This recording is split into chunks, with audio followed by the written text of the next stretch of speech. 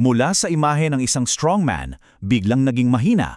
Ito, mga kaibigan, ang nakakagulat na plot twist sa kwento ni dating Pangulong Rodrigo Duterte sa International Criminal Court.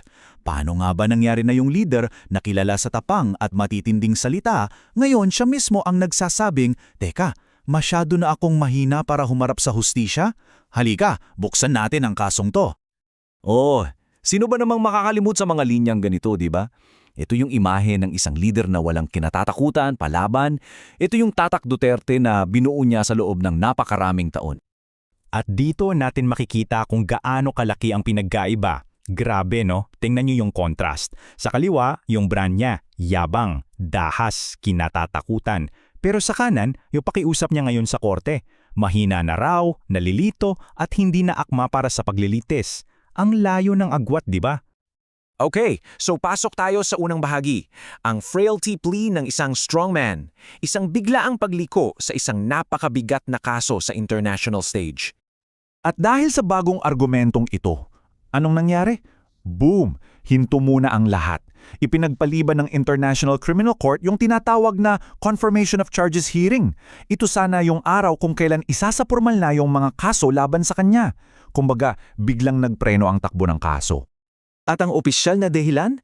Well, ayon sa kanyang legal team, ito ay dahil daw sa progressively deteriorating medical situation ni Duterte. Sa madaling salita, sabi nila, hindi na siya fit to stand trial.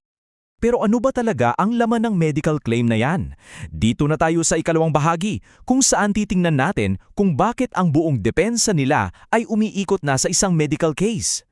So, ito yung mga sinasabi ng depensa? Hindi na raw kaya ni Duterte na intindihin ang mga ebidensya o kahit magbigay ng malinaw na utos sa mga abogado niya. Paano pa raw niya masusundan ang buong proseso o kakayanin ng posibleng pagkakakulong sa edad na 80? Yan ang mga haligi ng kanilang medical plea. At para patunayan na hindi lang ito basta-basta, ito ang sabi ng abogado niya, si Attorney Nicholas Kaufman.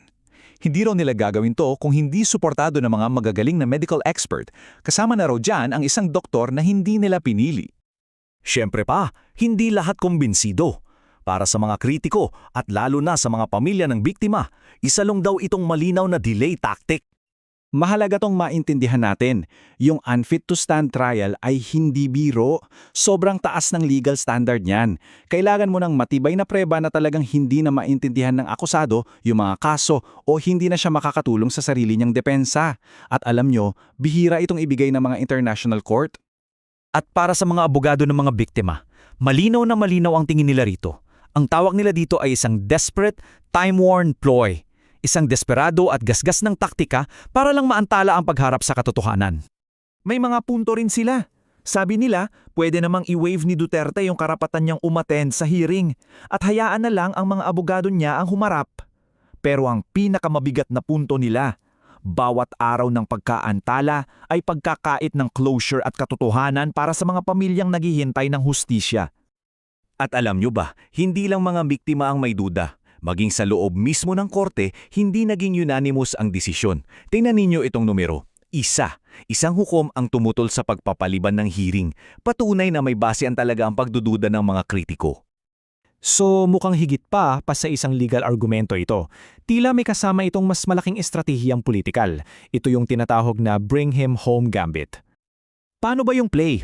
Step 1, sabihing unfit for trial. Step 2, humingi ng pansamantalang paglalaya mula sa ICC.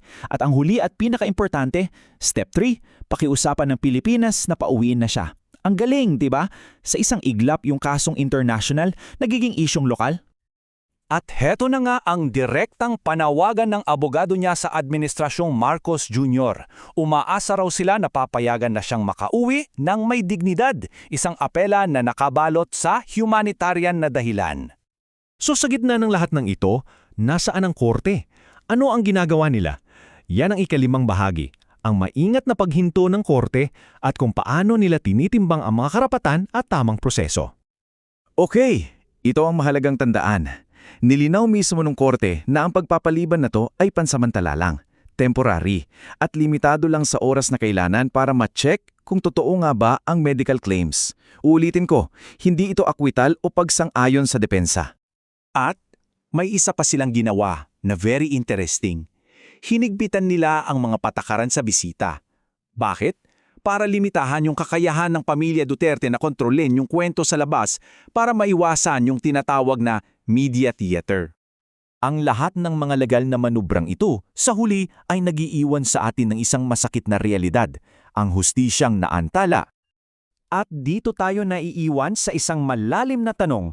Sa ating paghahanap ng pananagutan, ano nga ba talaga ang tunay na halaga ng bawat oras, bawat araw na lumilipas? At tatapusin natin ang pagsusuring ito sa isang napaka-powerful na paalala. Dahil ang hustisyang naantala ay hindi hustisya. Ito ay isang mabagal na pagbura sa katotohanan. Isang mabigat na katotohanang hinaharap ngayon, hindi lang sa dahig, kundi pati na rin dito sa Maynila.